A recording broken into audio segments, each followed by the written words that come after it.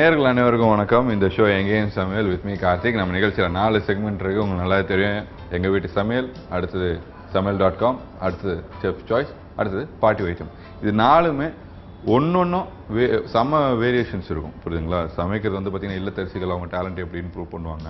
சமையல்.comல நம்ம நிகழ்ச்சியில் பார்ட்டிசிபேட் பண்ண முடியாதவங்க லெட்டர் மூலியமாவோ இல்லை மெயில் மூலியமாவோ நம்மளுக்கு அனுப்பிச்சாங்கன்னா நாங்கள் சமைச்சு உங்களுக்கு அமைப்போம். அடுத்தது உங்களுக்கு தெரியும் செஃப் சாய்ஸு. பெரிய பெரிய ஸ்டார் ஹோட்டலெல்லாம் நம்ம போய் சாப்பிடுவோம், செம்மையாக இருக்குது அப்படின்னு சொல்லி ஃபீல் பண்ணுவோம். ஆனால் அது வீட்டில் சமைக்க முடியுமா அப்படின்னு வந்து பார்த்தீங்கன்னா முடியாதுன்னு நிறைய பேர் அப்படியே ஃபீல் பண்ணுறாங்க. அதெல்லாம் ஃபீல் பண்ணாதீங்க, சூப்பராக சமைக்கலாம் அப்படின்னு சொல்லிட்டு ஷெஃபே சொல்லி தருவார். அடுத்தது பார்ட்டி வைத்தியம், ஆரோக்கியமாக இருக்கிறது எப்படி அப்படின்னு சொல்லிட்டு பாரம்பரியமான அந்த டிப்ஸ் எல்லாம் ஃபாலோ பண்ணி அவங்க நமக்காக சொல்கிறதுக்காக வந்திருக்காங்க. ஸோ இது 4மே நம்ம ஒரே ஷோ எங்கேயும் சமையல் மட்டும்தான் பார்க்க முடியும். வாங்க ஷோக்குள்ளே போகலாம்.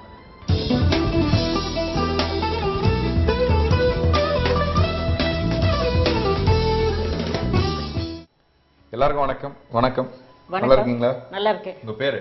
விஜயா. என்ன பண்ணிட்டு இருக்கீங்க? நான் ஃபினான்ஷியல் அட்வைசரா இருக்கேன். வீட்லயா? இல்லை, நான் அதான் வீட்டில் ஒர்க் பண்ணிட்டு ஃபினான்ஷியல் அட்வைசராகவும் இருக்கேன். அதாவது ப்ரொஃபஷனல் அட்வைசர்னா வந்து உங்களுக்கு லைஃப் அண்ட் மெடிக்கல் இன்சூரன்ஸ் பண்ணுறேன், மியூச்சுவல் ஃபண்ட்ஸ். ஸோ ஃபினான்ஷியல் ஆஸ்பெக்ட்ஸில் இருக்கிற எல்லா சர்வீசஸ் எல்லாம் பண்ண முடியும். ஓ, இந்த சும்மா இருக்கிறவங்க வீட்டில் போய் நேராக போயிட்டு நீங்கள் இந்த மாதிரிலாம் ஏன் எல்ஐசி போட மாட்டேங்கிறீங்க, நீங்கள் இந்த இன்சூரன்ஸ் போட மாட்டேங்கிறீங்க, இப்படி போட்டால் அவங்க நல்லதாட்டி இப்படி பேசுவாங்களா அவங்களா? ஆமாம் ஆமாம். ஏன்னாக்கா உங்களுக்கு சின்ன வயசில் அதை பற்றி யோசிக்கவே மாட்டோம். ஸோ ஒரு இன்சிடென்ட் நடந்த அப்புறம் தான் நமக்கு அதை பற்றி யோசிப்போம். ஸோ முன்னாடியே அதை நம்ம வந்து சொல்கிறதுக்கான.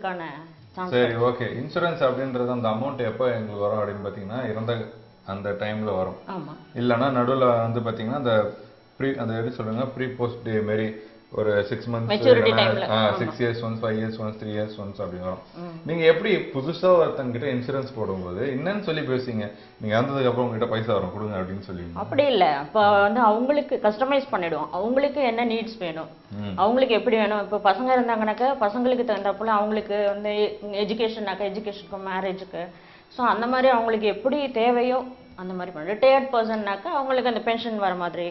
ஸோ அந்த மாதிரி நிறைய ஆஸ்பெக்ட்ஸில் பண்ண முடியும். சரி, ஓகே. பொதுவாக இந்த இன்சூரன்ஸ் இந்த மாதிரிலாம் பண்ணுறது எவ்வளோ நல்ல விஷயம் அப்படின்றது ஒரு லைனில் சொல்லுங்கள் மக்களுக்கு டக்குன்னு. Savings is the best policy. Savings வந்து சின்ன வயசுலேயே எவ்வளோக்கு எவ்வளோ பண்ணுறோமோ அவ்வளோக்கு வந்து பின்னாடி என்ஜாய் பண்ண முடியும். அப்போ இப்போ இருந்தே சேர்த்து வைக்கணும் அப்படின்னு நீங்கள் நினைச்சீங்கன்னா அது தவறு. இப்போ இதுலேருந்தே கொடுத்து வச்சிங்கன்னா உங்களுக்கு பிற்காலத்தில் அது நிறைய இல்லை, ஒரு கமிட்மெண்ட்னு வச்சுக்கணும். இது வந்து நம்ம சேர்த்து வைக்கலாம் பின்னாடி நினச்சோன்னா கண்டிப்பாக முடியாது. அதை வந்து ஒரு கமிட்மெண்ட்டை வச்சுட்டு பண்ணிட்டே வரும்போது அது சேர்ந்து உங்களுக்கு வரும்போது ஃப்ரூட்ஃபுல்லாக இருக்கும். Very good, very good, very good, super. இன்னைக்கு இதை பற்றி பேசணும் அப்படின்னு நினச்சிங்கன்னா 1 hour இதுலேயே போயிடும். அதனால் நம்ம இன்னைக்கு வந்து பார்த்தீங்கன்னா என்ன செய்ய போறீங்க எங்கள் மக்களுக்காக, என்ன டிஷ் செய்ய போறீங்க? சென்னா பன்னீர் பக்கோடான்னு பண்ணலான்னு இருக்கேன். சென்னா பன்னீர் பக்கோடா. சென்னா பன்னீர் பக்கோடா அப்படின்னு சொல்லிட்டு அது தேவையான இன்கிரீடியன்ஸ் என்ன அப்படின்னு எங்க மக்களுக்கு சொல்லிடுறீங்களா? கண்டிப்பா சொல்றேன். சொல்லுங்க. கிரீன் சில்லி சாப்டு, ஜிஞ்சர் பேஸ்ட், கொரியண்டர் லீவ்ஸ், புதினா, கடலை மாவு, எண்ணெய், கருவேப்பிலை, வெங்காயம், பன்னீர், கொண்டக்கடலை, அரிசி மாவு. ஸோ தேவையான பொருளை ரொம்ப அழகாக சொல்லியாச்சு. அடுத்த செய்முறை தான் பார்க்க போகிறோம். ஒரு நாளும் ஒவ்வொருத்தங்க வந்து சமைச்சிக்கிட்டு இருக்காங்களே, ரொம்ப நல்லா சமைச்சிட்டு இருக்காங்களே, நம்மளும் இந்த மாதிரி சமைக்கணும் அப்படின்னு நிறைய பேருக்கு ஆசை இருக்கும். கண்டிப்பாக ஆசை அப்படின்றது எல்லாருக்கும் வர ஒரு விஷயம் தானே. நீங்களும் நம்ம நிகழ்ச்சியில் வந்து பார்ட்டிசிபேட் பண்ணி இதே மாதிரி சமைக்கணும் அப்படின்னு நினச்சிங்கன்னா ஸ்க்ரீனில் அப்பப்போ வர நம்பருக்கு உடனே ஃபோன் பண்ணுங்கள். உங்களுக்கும் செம்ம டேலண்ட்லாம் இருக்குது, அதையும் நான் வெளிப்படுத்தினேன் அப்படின்னா கண்டிப்பாக இந்த இடம் உங்களுக்காகவே காத்துட்ருக்கு. இதை தவிர்த்து நான் வந்து பார்த்தீங்கன்னா செம்மையாக சமைப்பேன், ஆனால் சென்னையில் இல்லைங்க, நான் கொஞ்சம் தள்ளி வெளியூரில் இருக்கேன் அப்படின்னா நிறைய பேர் சொல்லுவாங்க. கவலையப்படாதீங்க, நீங்கள் வந்து எங்கள் அதே நம்பருக்கு வாட்ஸ்அப் பண்ணி விட்டீங்கன்னு வச்சுங்களேன். நீங்கள் என்ன பண்ண போகிறீங்கன்ற ரெசிபி அது சமையல்.com அப்படின்ற எங்களோட செக்மெண்ட்டில் அதை ஒருத்தங்க சமைப்பாங்க, உங்கள் பேரை சொல்லிவிடுவாங்க. ஓகேங்களா? கிரெடிட் பை அப்படின்னு சொல்லி உங்கள் பேரை சொல்லிவிடுவோம். ஸோ இன்னைக்கு நீங்கள் சமைக்க போகிற அந்த டிஷ்ஷோட நேம் என்ன அப்படின்னு பார்த்தீங்கன்னா கொண்டக்கடலை பன்னீர் பக்கோடா அப்படின்னு சொல்லிட்டு அதுக்கு தேவையான இன்க்ரீடியன்ஸ் மக்களுக்கு சொல்லியாச்சு. செய்முறை தான் ஸ்டார்ட் பண்ண போகிறோம்.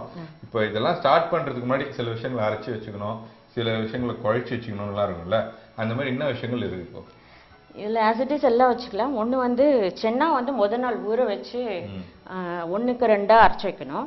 இன்னொன்று வந்து ஜிஞ்சர் பேஸ்ட் போடலாம். ஏன்னா ஜிஞ்சரை அப்படியும் போடலாம், ஜஸ்ட் பல்லில் கடிக்க வரணும்னா அதில் கொஞ்சம் கிரைண்ட் பண்ணி போடலாம். இது 2 தான் முன்னாடி பண்ண வேண்டியது. ஸோ முன்னாடி பண்ண வேண்டிய வேலை என்ன அப்படின்னு சொல்லியாச்சு. அதாவது பார்த்தீங்கன்னா கொண்டக்கடலையை முன்னாள் ராத்திரியே வந்து ஊற வச்சுக்கணும். ஊற வச்சு வச்சுக்கணும். அரைச்சி கூட வச்சுக்கணுமா? இல்ல ஊற வச்சு வச்சுக்கணும். நீங்க பண்றதுக்கு முன்னாடி அரைச்சிக்கலாம். எப்போ பகோடா செய்ய போறோமோ அது ஒரு 10 நிமிஷத்துக்கு முன்னாடி நம்ம அரைச்சி பண்ணிக்கலாம். வச்சுக்கணும். சும்மா குறகுறன்னு அரைச்சி வச்சுக்கிட்டா போதும். ஜிஞ்சர் கார்லிக் பேஸ்ட் அப்படிலாம் சொல்லுவாங்க, அதெல்லாம் வந்து பாக்கெட்ல இருக்கும். சரி, இந்த நேரத்தில் இப்பெல்லாம் வந்து பார்த்தீங்கன்னா ஜிஞ்சர் பேஸ்ட்னு விற்க ஆரம்பிச்சிச்சு. அதெல்லாம் நம்ம வந்து போட்டா கையிலேயே ஆமா வீட்ல நம்ம ஃப்ரீயா இருக்கும்போது பண்ணி வச்சுட்டா இன்னும் பெட்டர், ஹைஜீனா இருக்கும். ஹைஜீனிக்கா இருக்கும் அப்படின்னு அவங்க சொல்லியிருக்காங்க. ஸோ எல்லா இன்கிரீடியன்ஸ் ரெடி. பன்னீரை மட்டும் கிரேட் பண்ணி வச்சிருக்கோமா? ஆமா, பன்னீர் கிரேட் பண்ணி வச்சிருக்கோம். இப்போ பகோடா செய்யறதுக்கு ஃபர்ஸ்ட் ஸ்டெப் என்ன? ஒவ்வொன்றா மிக்ஸ் பண்ணணும். ஸோ ஃபர்ஸ்ட் ஸ்டெப் வந்து பார்த்தீங்கன்னா ஒரு பாத்திரம் வேணும், இருக்கிற இன்கிரீடியன்ஸ்லாம் அதில் போட்டு மிக்ஸ் பண்ணணும் அப்படின்னு சொல்லிட்டீங்க. என்னென்ன இன்கிரீடியன்ட்டை ஃபர்ஸ்ட்லேருந்து போட போறீங்க அப்படின்றத ஒன்று ஒன்றா எடுத்து மக்களை போட்டு சொல்லுங்க. நறுக்கி வச்சுருக்கிற ஆனியன் ஃபஸ்ட்டு போட்டுடலாம். அப்புறம் ஜிஞ்சர் கார்லிக் தேவைப்படுறவங்க கார்லிக் அது பிடிக்கும் அப்படின்னாக்கா கார்லிக் யூஸ் பண்ணலாம். நான் ஒன்லி ஜிஞ்சர் மட்டும்தான் எடுத்துட்டு வந்துடுறேன். ஆமாம், ஓகே. பிடிக்கிறவங்களுக்கு அதை யூஸ் பண்ணலாம். சில பேருக்கு பிடிக்காது. ஆமாம், ஜிஞ்சரும் பிடிக்காது, கார்லிக்கும் பிடிக்காதுன்னா போடவே வேணும். க்ரீன் சில்லி காரத்துக்கு. க்ரீன் சில்லி கொஞ்சம் இது வந்து பிளெண்ட் ஆகும். க்ரீன் சில்லியும் காரப்பொடி ரெண்டுமே போடும்போது அது ஒரு டேஸ்ட் நல்லா இருக்கும். ஓகே. பொதுவாக என்ன பண்ணுவாங்க, வெறும் க்ரீன் சில்லி மட்டும் தான் போடுவாங்க. ஆமாம், காரப்பொடி போட மாட்டாங்கல்ல? ஆமாம், சில இதில் வந்து போட்டால் நல்லா இருக்கும். அப்புறம் பேஸ் வந்து இதுதான் கடலை மாவு. அடுத்து அரிசி மாவு. கடலை மாவு ஜாஸ்தியாக போடணும், அரிசி மாவு கொஞ்சமாக போடலாம். அரிசி மாவு அதிகமாக இதுன்னு வீட்டில் போட்டால் என்ன? இல்லை, அது வந்து ரொம்ப ரஃப் ஆகிடும் ரொம்ப. ஏன்னா கிறிஸ்மஸ் ஜாஸ்தியாக அரிசி. Okay, Christmas. ஸோ அதனால வந்து கடலை மாவு ஜாஸ்தியாகவும் இதுவும் போடலாம். அதுக்கப்புறம் இது சென்னா அரைச்சி வச்சிருக்கோம் இல்லையா, அதையும் கொஞ்சம் போடலாம். மூக்கடலை அதை ஊற வச்சு அரைச்சி வச்சிருக்கோம் இல்லையா, அதையும் நம்ம ஆட் பண்ணிட்டோம் அப்படின்னு. அதுக்கப்புறம் பன்னீர் துருவி வச்சிருக்கோம். பன்னீர், கருவேப்பிலை, கொத்தமல்லி எல்லாமே கொஞ்சம் கொஞ்சம் போடலாம். புதினாவா? என்னது இது வந்து கொத்தமல்லி, இது புதினா. புதினா அது வாசனையா இருக்கும், கமகமான இருக்கும். இது வந்து கருவேப்பிலை. ஸோ எல்லா இன்கிரீடியன்ட்டும் ஆட் பண்ணோம். எண்ணெயும் உப்பும் தவிர்த்து. உப்பு எப்போ அப்புறமா இப்பயே போடணுமா? உப்பு இப்பயே போட்டுருவோம். போட்டுரும், கொஞ்சம் உப்பு போட்டுரும். அவ்வளோதான், தேவையான அளவு உப்பையும் போட்டாச்சு. இப்போ போட்டு நல்லா பிசைஞ்சு ரெடி பண்ணி வச்சுக்கிறோம். தண்ணி இனி ஏதாவது போடணுமா? வேணும்னா சேர்த்துக்கலாம். அதாவது வந்து பன்னீர்லேயே உங்களுக்கு மாய்ஸ்டர் இருக்கிறதுனால அவ்வளோ போடணுங்கிறது இல்லை, லைட்டாக போடலாம். நம்ம சாதாரண பக்கோடாக்கு நிறைய தேவைப்படும். இந்த பன்னீர் போடுறதுனால உங்களுக்கு லைட்டாக மிக்ஸ் பண்ண போதும். ஓகே. பன்னீரில் தண்ணி கண்டென்ட் வரும் அப்படின்றதுனால அதில் நம்ம வந்து தண்ணி ஊற்றணும்னு அவசியம் கிடையாது. இருந்தாலும் நம்மளுக்கு தேவைன்றப்போ நம்ம ஆட் பண்ணிக்கலாம் இல்லையா? சரி, ஓகே. சரி, இப்போ பொதுவாக ஒரு சின்ன பையன், ஒரு 4 வயசு அந்த பையனுக்கு, ஓகேவா? அந்த பையன் வந்து படிப்புக்காக இன்சூரன்ஸ் போறதா இருந்தா மாசம் மாசம் எவ்வளவு கட்டணும்? இல்ல அதான் 4 இயர்ஸ் ஏஜ், அதான் அவங்களுக்கு எப்படி தேவையோ. நான் என்ன சொல்றேன்னா 4 இயர்ஸ்ங்கிறது வந்து அவங்களுக்கு எந்த டேர்ம் நிறைய பிளான்ஸ் இருக்கு கிட்டத்தட்ட. அதுதான் சொல்லுங்க, பேஸ் என்ன இருக்குது, அதிகபட்சம் என்ன இருக்குது? ஆட் பண்ணிக்கிட்டோம், தண்ணி ஆட் பண்ணிட்டு சொல்றேன்னு சொல்லியிருக்கீங்க. என்ன அமௌண்ட் வந்து கட்டலாம் ஒரு 6 மாசத்துக்கு ஒரு தடவை? 3000 அது மாதிரி கூட பண்ண முடியும். 3000. ஓகே. 6 மாசத்துக்கு ஒரு தடவை 3000 ரூபாய் கட்டுற மாதிரி இருந்தா அது வந்து ஒரு 20 வருஷம் கழிச்சு அவங்க பொண்ணுக்கு கல்யாண செலவுக்கு தேவையான ஒரு அமௌண்ட். இப்போ 3000 ரூபாய் 6 மாசத்துக்கு ஒரு தடவை 3000 ரூபாய் கட்டும். சரி, ஒரு 20 வருஷம் கழிச்சு அது என்ன அமௌண்ட்டா வரணும்? ஒரு சம் இன்சூர்ட்னு ஒன்று சொல்லுவாங்க. 3000 ஒரு வருஷத்துக்கு 6000 ரூபாய் ஆகுது. அப்போ 20 வருஷத்துக்கு 6 1,20,000 ரூபாவா? அது பிளஸ் போனஸோட சேர்ந்து வரும். அதோட போனஸ் சேர்ந்து வரும். போனஸ் வந்து நான் கரெக்டா சொல்ல முடியாது, ஏன்னா எவ்ரி இயர் சேஞ்ச் ஆயிட்டு இருக்கும். சோ அத பேஸ் பண்ணி கண்டிப்பா பெனிஃபிட் தான், அதிகமா தான் வரும். கண்டிப்பா பெனிஃபிட் தான். ஓகே, நல்ல விஷயம் தான். 3000 6 மாசத்துக்கு ஒரு கட்டிங்க, 20 வருஷத்துக்கு அப்புறம் ஒரு நல்ல அமௌண்ட் வருது. இது எதுக்காக சொல்றாங்க அப்படின்னு பாத்தீங்கன்னா, இன்சூரன்ஸ் அமௌண்ட் அப்படின்றது, இன்சூரன்ஸ் அப்படின்னு நிறைய பேர் பயந்துருவாங்க. நானே கொஞ்ச நாள் முன்னாடி வந்து யோசிச்சு பார்த்துக்கோங்க, இன்சூரன்ஸ் எடுத்த உடனே இப்பப்பா இந்த இன்சூரன்ஸ்ல இருக்கவங்க எப்படிதான் வேலை செய்யறாங்க, நீங்க இறந்ததுக்கு அப்புறம் உங்களுக்கு அமௌண்ட் வருமே அப்படின்னு சொல்லுவாங்களா, இல்லை என்ன அப்படின்னு விசாரிக்கும் போது தான் சொன்னாங்க, இன்சூரன்ஸ் அதுக்கு மட்டும் கிடையாது, நிறைய விஷயத்துக்கு யூஸ் ஆகுது. அது என்ன ஏதுன்னு டீப்பாக சொன்னாங்க. அது ஆனால் நம்ம ஷோ கிடையாது, ஆனால் அதை பற்றி பேச வேணாம். பட் இன்சூரன்ஸ் கொஞ்சம் போட்டு வைங்க, ஒரு சேவிங் அமௌண்ட் மாதிரி. நீங்கள் இவ்வளோண்டு சேர்த்து வைக்கிறது நாளைக்கு இவ்வளோ பெருசாக வந்து நிற்கும். ஸோ நல்லதுக்காகவும் இருக்கும். ஸோ இப்போ ரெடி ஆயிடுச்சா? இப்போ இந்த ரெடி பண்ணதை நம்ம என்ன பண்ண போகிறோம்? வந்து ஃப்ரை பண்ணி எடுக்கணும். ஆயிலில் போட்டு ஃப்ரை பண்ணி எடுக்க போகிறோமா? சரி, ஆயில் நல்லா கொதிக்க விட்டதுக்கப்புறம் அதில் கொஞ்சம் கொஞ்சமாக போட்டு ஃப்ரை பண்ணி எடுப்போம்.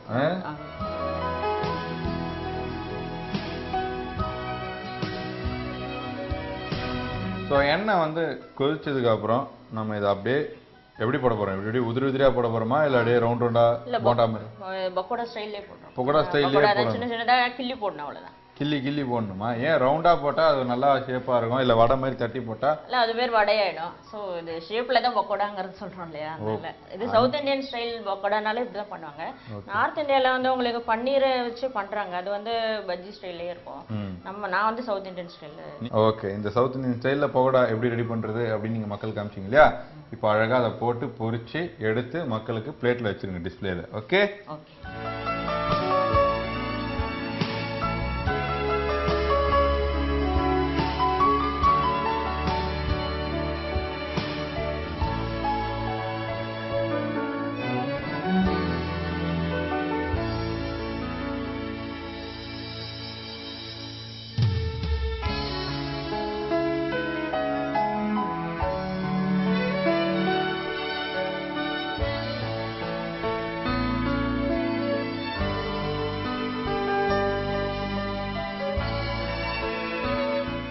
செமையா வந்து பாத்தீங்கன்னா பகோடா ரெடி பண்ணிருக்காங்க. இது வந்து பாத்தீங்கன்னா மூக்கடலை மூக்கடலை பகோடா அப்படின்னு சொல்லி ரெடி பண்ணிருக்காங்க. சவுத் இந்தியன் ஸ்டைல்ல வந்து பொதுவா எல்லாருமே பகோடா எப்படி பண்ணுவாங்க? ஆனியனை போடுவாங்க, காலிஃபிளவர் போடுவாங்க, அப்படி இப்படின்னு ஏதாவது ஒன்று போட்டு பண்ணுவாங்க. ஆனா மூக்கடலைன்றது நம்ம இந்த மாதிரி கட்லெட்டு வடைக்கு தான் நம்ம ஆட் பண்ணுவோம். பட் அதையே கருவேப்பிலெல்லாம் ஆட் பண்ணி கொஞ்சம் இன்னும் எக்ஸ்ட்ரா என்ன அரிசி பவுடர் என்ன போட்டீங்க? அரிசி மாவு இதெல்லாம் போட்டு அவங்க அல்டிமேட்டா வந்து பாத்தீங்கன்னா பகோடா ரெடி பண்ணிருக்காங்க. அரிசி மாவெல்லாம் பகோடால போடலாமா அப்படின்னு நிறைய பேர் கேள்விக்குறியா கேட்பீங்க. போடலாங்க, அது கொஞ்சம் கிறிஸ்பினஸ் வந்து பாத்தீங்கன்னா ஏற்றி விடும், அதுக்காக தான் அதை ஆட் பண்றாங்க. பிரமாதமா அதை டிஸ்பிளேக்கு வச்சு அங்கங்க சாஸ் வேறு வச்சிருக்காங்க தொட்டு சாப்பிட்றதுக்கு. உங்களுக்கும் கண்டிப்பா ஈவினிங் ஸ்நாக்ஸ் சாப்பிடணும் அப்படின்னு நினைச்சா வெளியில போய் 50 ரூபா 60 ரூபா 100 ரூபா. ஃபார் எக்ஸாம்பிள் நேற்று வந்து பாத்தீங்கன்னா ஒரு நடந்த விஷயம் சொல்றேன். நேற்று போய் ஒரு கடையில் போய் ஒரு பஜ்ஜி, ஒரு போண்டா, ஒரு சமோசா வாங்கினேன். கிட்டத்தட்ட 4 வாங்கினேன். ஒரு கவரில் கொடுத்தான். எவ்வளோ மிஞ்சி போனால் 40 ரூபா இருக்கும் அப்படின்னு 40 ரூபா எடுக்கும்போது பார்த்தா 100 ரூபான்னாங்க. அப்போதான் அதோட வேல்யூ தெரிஞ்சது. நம்ம ஏன் வீட்டில் அந்த 100 ரூபாய்க்கு இருக்கிற இன்க்ரீடியன்ஸ்லாம் வாங்கி ஒரு 10-15 பேருக்கு வந்து நம்ம பகோடா செஞ்சு சாப்பிடலாம், போண்டா செஞ்சு சாப்பிடலாம். ஸோ அதனால் இதுக்கப்புறம் நீங்களும் வீட்டில் எல்லாம் செஞ்சு சாப்பிட்டு என்ஜாய் பண்ணுங்க. வெளியிலேயே போய் சாப்பிட்டு பழகாதீங்க. ஓகேவா? இது இல்லாமல் எங்கள் மக்களுக்கு ஏதாவது சொல்லணும்னு நினைக்கிறீங்களா? இது இல்லாமல் எனக்கு தெரிஞ்சு வந்து சேவிங்ஸ் தான். எறும்பு எப்படி மழை காலத்தில் வந்து சேர்த்து வைக்குதோ அந்த மாதிரி நம்ம பிற்காலத்துக்கு யூஸ் பண்ணுறதுக்கு நமக்கு தேவையானது வந்து இப்போலேருந்தே நம்ம பிளான் பண்ணி கொஞ்சம் கொஞ்சமாக சேர்த்து வச்சோம்னா அது பின்னாடி சக்ஸஸ்ஃபுல்லாக இருக்கும். அதுக்கப்புறம் இன்னொன்று வந்து ஃபுட்டு பொறுத்தவரைக்கும் பார்த்தீங்கன்னா ஜங்க் ஃபுட்லாம் கொஞ்சம் அவாய்ட் பண்ணிவிட்டு கொஞ்சம் ஹெல்த்தியாக ஹைஜீனாக வீட்டில் மேக்ஸிமம் செஞ்சு சாப்பிட்டீங்கன்னா இன்னும் நல்ல ஹெல்த்தி.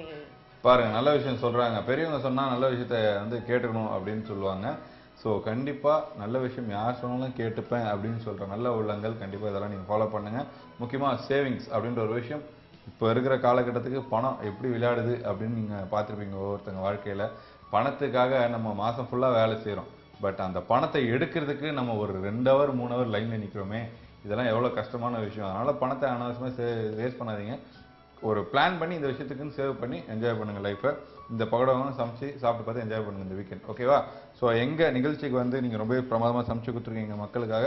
ஸோ அவங்க சார்பாக உங்களுக்கு வாழ்த்துக்கள். அது மட்டும் இல்லாமல் இந்த captain TV and style one வழங்கும் ஒரு சூப்பரான கிஃப்ட் வச்சர் உங்களுக்காக. ஸோ இந்த கிஃப்ட் வச்சர் உங்களுக்கு. இந்த டிஷ்ஷு செய்கிறதுக்கு ரீகேப் சொல்லுவாங்க, கேளுங்க. ஒரு பவுல் எடுத்துக்கோங்க.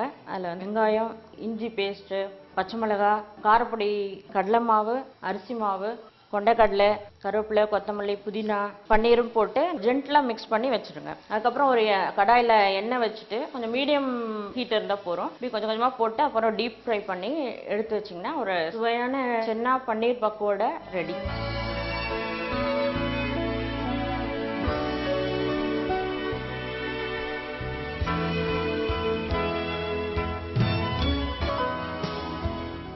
எங்க வீட்டு சமையல்ல நீங்க பார்ட்டிசிபேட் பண்ண இந்த நம்பருக்கு கால் பண்ணுங்க 9840042025.